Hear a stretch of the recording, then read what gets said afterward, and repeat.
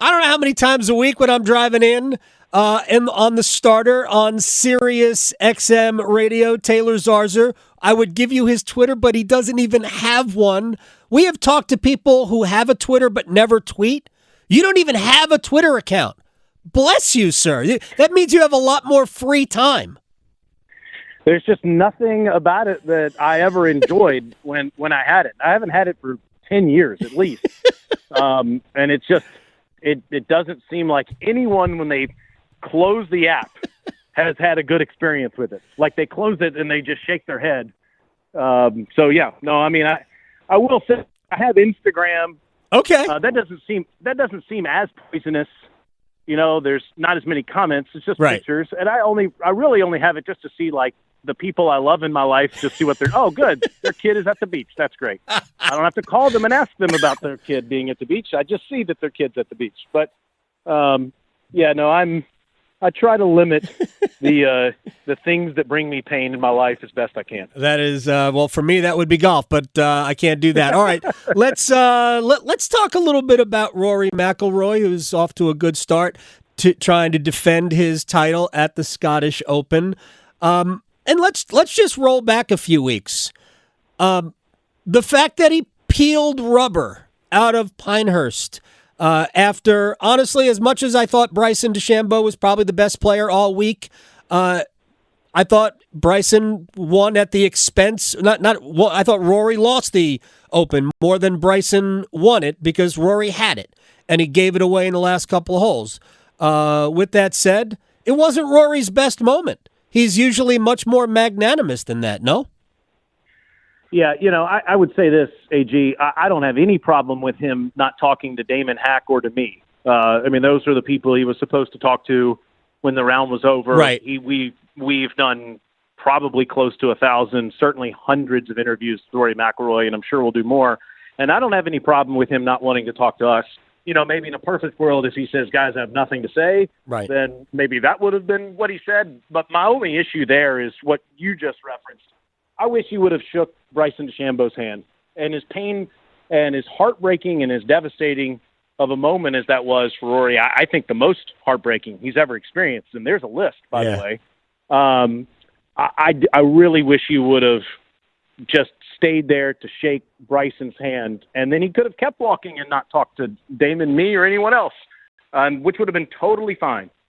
But I do have an issue with that, and honestly, I think Rory has an issue with that. I mean, his statement sort of suggested it when he released it the next day, and I'll have a chance to walk with him in at least one practice round next week, and I'll confirm that. But I would bet that if he could do it over, he probably still would have not spoken to me. He probably would have talked to Bryson DeChambeau and said congratulations. Yeah, it's also been it's been an all over the place time of his life, right? Before the PGA, he announces that he's filing for divorce. Then before the U.S. Open, there's a reconciliation.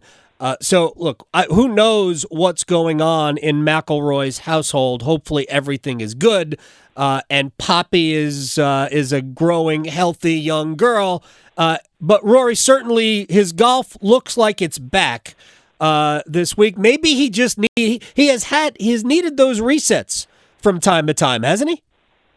He has, and I think that was a smart move, and I think I agree with what you said. It has been a tumultuous year personally for him, and who knows how big of an impact that's had. I will tell you, I make a habit of walking with him in practice rounds, especially in major championships. It probably is my very favorite thing I get to do professionally. He is so wise beyond his years, and he always has a topic picked out for the two of us to discuss during some random hole in a practice round, and I gained so much from that. But he looked so exhausted when he arrived on Tuesday afternoon at Pinehurst, and it did not look like he had slept much. So the fact that he had a chance to win that tournament was remarkable, but still incredibly heartbreaking. But you're right, I think he needed a reset from golf for a few weeks, and he certainly got that. But I'll tell you, I think I think it's the story next week. I mean, I think we always have to put an asterisk next to Tiger Woods, assuming Tiger Woods isn't a factor next week. Then of all the most realistic options that we have, Rory McIlory and how he plays next week, and if he has a chance to win a major championship for the first time in a decade, would probably be number one.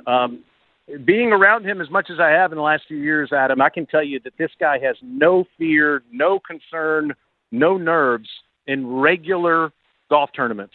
It's not that he's not trying to win them. He is trying them, and in many cases he does win them, including here in Charlotte earlier this year. Yes. But there's nothing to lose for him. If he doesn't win the tournament, it has no impact on his life.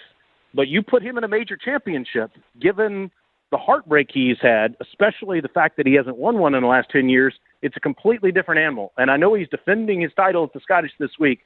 It does not matter what happens right in these next couple of days. It has no impact on his life. He wants to win the tournament, but if he doesn't, it has no impact on him. Next week has a significant impact on him. He desperately wants to win more major championships. Taylor Zarzour is joining us here, SiriusXM, the starter and coverage all next week from the Open Championship. No Twitter to give you. You can go hashtag Taylor Zarzour on Twitter. I'm sure you could find comments because he's on with Gary Williams. Send the tweets to Adam and he'll text them to me.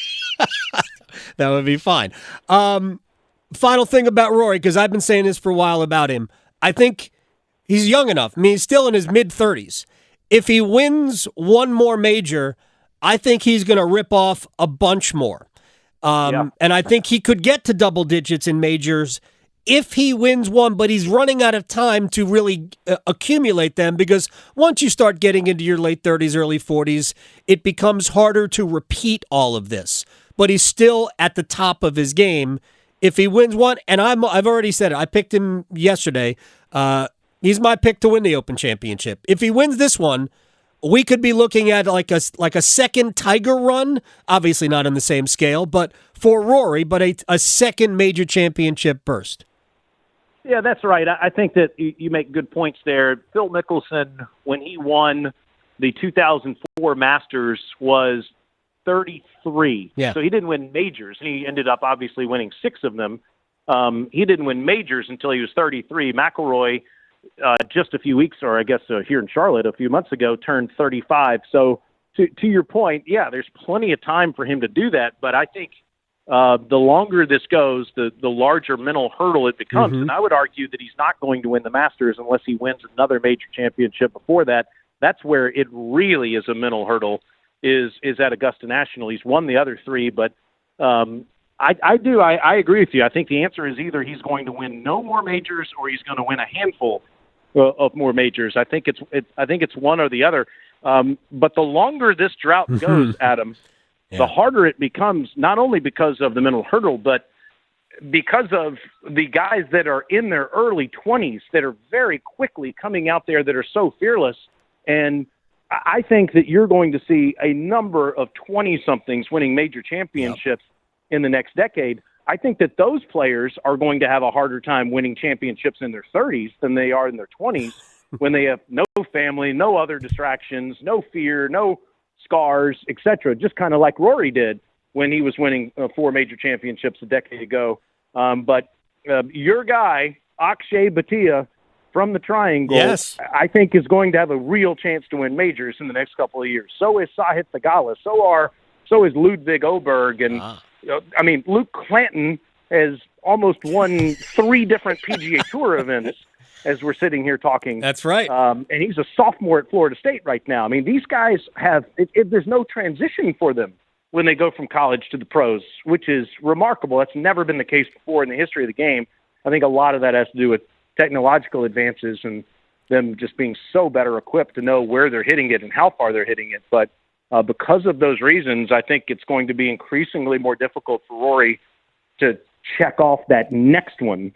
But to your point, if he does it, then I think a few more will follow. Yeah, honestly, he probably should have 4 more right now.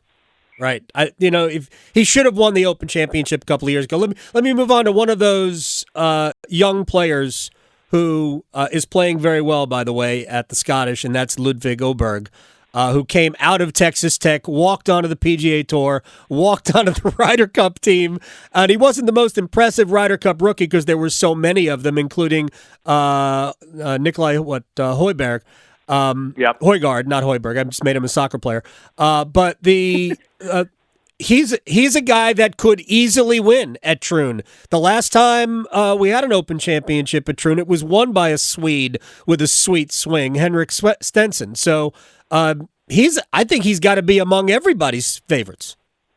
Well, I mean, in his first ever Masters, he was right there and he finished second. In his first ever U.S. Open, he had the 36-hole lead and he was right there and finished in the top 10. So clearly, playing in a first major championship, it gives him no pause whatsoever. Colin Morikawa won the Open in his first try 3 years ago. It would not surprise me at all if Oberg did that next week. He's one of the 5 best players in the game.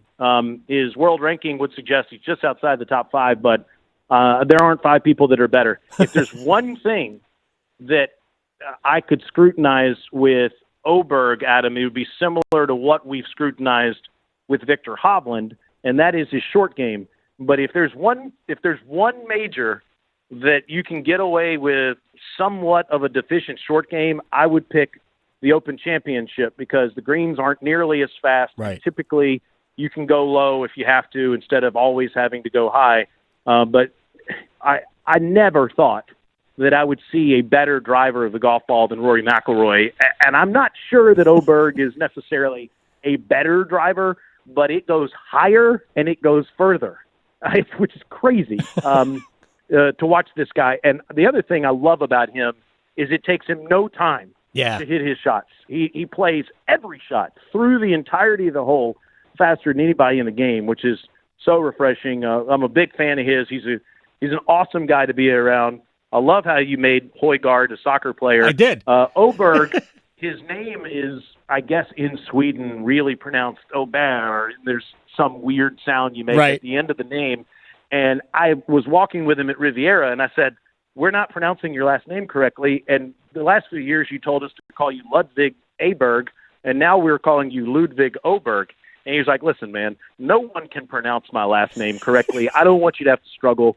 And he said, also, I think it's kind of cool how all the hockey players like Forsberg, they have a hard G at the end. I want a hard G too. I was like, okay, fine. Then here we go. So we're calling him Ludwig Oberg, even if that's not really what we're supposed to say. Yeah, I think with the little circle above the A, it just becomes an O. Why don't they just do an O? But that's fine. I don't need that. I can get it. I can get around it. Taylor Zarzour, safe trip over. We'll talk to you when you get back. Enjoy the Open. Who is your pick, by the way? I've already made mine. Do you have a pick yet? I'm going with Morikawa. I know I mentioned him winning his first major 3 years ago. This guy has been all over the leaderboard throughout the entirety of the year. His putter is not his best instrument in his bag, but again, if there's one place you can get away with it, it's on slower greens. Give me Colin Morikawa to win his second Claret Jug. Taylor Zarzour, no Twitter. Thank you very much, my man. I'll talk to you soon. You got it, brother. Morikawa was a good pick. He's been a threat basically at every major this year. I'm still going with my guy Rory, and we'll get your pick next week. Okay, I'll think about it. More research, and, I'll think about it, and all of that.